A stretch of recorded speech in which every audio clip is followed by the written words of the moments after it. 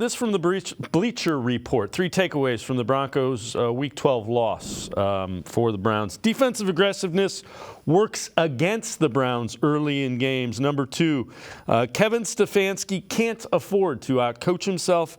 And number 3, Dorian Thompson-Robinson and Myles Garrett injuries loom large. Now, those are one's in concussion protocol, one's day-to-day relative to the injuries. There always is 1 or 2 plays with Kevin Stefanski where you're like, oh, I wish he wouldn't have done that. Yeah, but you're going to have that with every single head coach. Yep. Like you said, because we follow this team, it just feels like, oh, it's that guy. But look around the league. Since Vince Lombardi to Kyle Shanahan, every team has that week in, week out. For me, number 3 on that list is number 1 is the injuries. This team has overcame adversity so many times, and so much of that has been surrounded by the injuries. It just felt like there was a tipping point in the game where it became too much. And this team has adopted that next man up mentality and truly embraced it.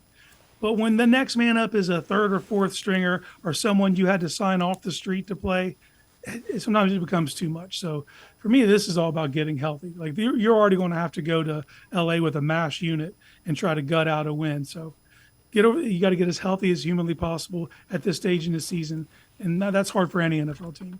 The other thing I'll say, you don't have Nick Chubb. That was the big piece of this. You don't have Deshaun Watson. Those are 1 and 1A that this offense is designed around. Now you don't have your tackles either. Kevin Stefanski, again, I don't agree with every call. You're 7-4, and you haven't had those guys much of the year. That's a hell of a coaching job, and you're still finding ways to score points. If you would have told the Cleveland Browns fan base, you're going to be without Nick Chubb, Deshaun Watson, Jack Conklin, Joel Bitonio is going to miss games, Denzel is going to miss. No way 7-4 sounds feasible. You'd struggle to find yourself getting 7 wins in an entire season if you had that information in front of you. So to think of everything they've overcame and still got to this point where they're 7-4 in contention for a playoff spot, I think some credit needs to be given to the coaching staff.